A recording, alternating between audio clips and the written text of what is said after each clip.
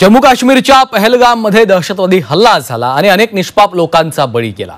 दहशतवाद्यांनी अंधाधुंद गोळीबार करून अनेकांचे संसार उद्ध्वस्त केले। या हल्ल्यात अनेकांनी आपल्या जवळच्या लोकांना गमावलंय। कुटुंबामधील व्यक्तींसमोरच त्यांच्या घरातल्या पुरुषाला संपवलं। हत्येचा तो क्रूर थरार सांगताना कुटुंबाला असह्य वेदना होत आहेत। अरे हम लोग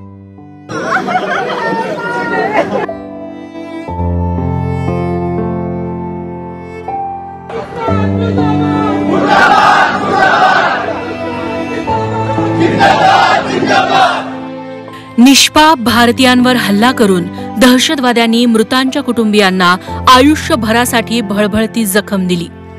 काश्मीरच्या पहलगाम मधील दहशतवादी हल्ल्यात डोंबिवलीतील 3 मित्रांचा मृत्यू झालाय। पत्नी अनुष्का यांच्या डोळ्यांसमोरच अतुल मोने यांना गोळ्या झाडून दहशतवाद्यांनी ठार मारलं। हिंदू कोण आहे असं विचारून दहशतवाद्यांनी आमच्या डोळ्यात देखत लोकांना गोळ्या मारून संपवलं हे सांगताना अनुष्का यांना अश्रू अनावर झाले। विचारायला लागले की हिंदू कोण आहे आणि मुस्लिम कोण आहे, पण तरी काही कोणी रिप्लाय दिला नाही त्याला की कोण हिंदू वेगळे झाले नाहीत कोणी पण तरी आमच्यातले एक जण होते ते पुढे म्हणजे बोलले की का असं करताय तुम्ही, आम्ही काय केलंय म्हणून। तर असं बोलायला गेले तर त्यांना शूट केलं। माझे मिस्टर बोलले की गोळ्या घालू नका, आम्ही काही नाही करत, आम्ही बसतो इथे। तर त्यांनाही शूट केलं। परत त्यांनी विचारलं की हिंदू कोण आहे म्हणून, तर आमच्या जिजूंनी हात वरती केला तर त्यांनाही शूट केलं। आमच्यासमोर आमच्या 3 फॅमिलीला त्यांनी शूट केलं आणि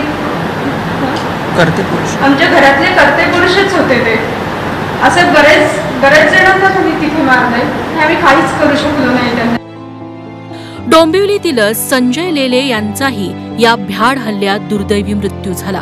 त्यांचा मुलगा हर्षलच्या डोळ्यांसमोर त्याच्या वडिलांना गोळ्या झाडून ठार मारण्यात आलं।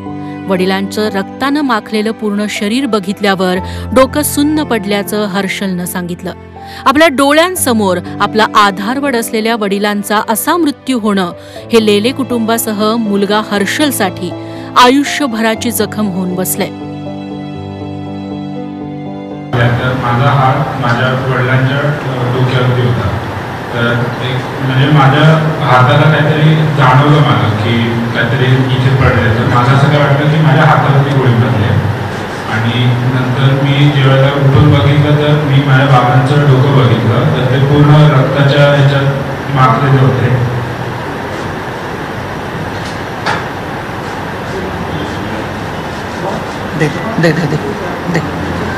हेमंत जोशी यांचाही या हल्ल्यात मृत्यू झाला। त्यांच्या मुलानं त्या भयावह घटनेची आपबीती सांगितली।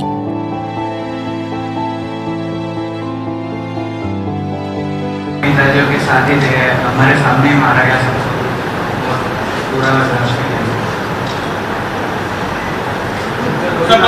आतंकवादी आलेले नेमकं त्यांचा वेशभूषा कशी होती, कशा पद्धतीने आलेले म्हणजे आपण ज्यांना टिपिकल मूवीज मध्ये बघतो आतंकवादी सेम टू सेम तसे होते ते।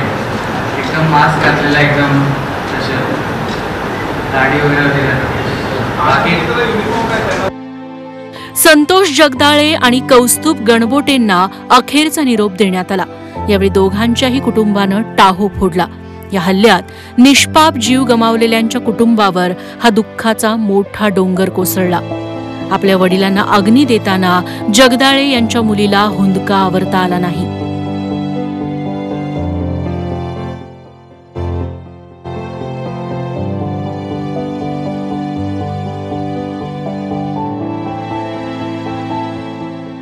पहलगामच्या दहशतवादी हल्ल्यात 27 निष्पाप जीवांचा बळी गेला।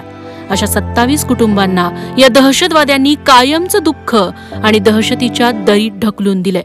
या दहशतवाद्यांना शोधून कंठस्नान घालण्याची मागणी या सर्व मृतांच्या कुटुंबियांनी केली आहे। काळ उलटला तरी दहशतीची ही भयकथा मृतांच्या कुटुंबियांना कायम सतावत राहणार आहे। मृतांच्या कुटुंबियांना हे आयुष्यभर पुरणारं दुःख राहणार आहे।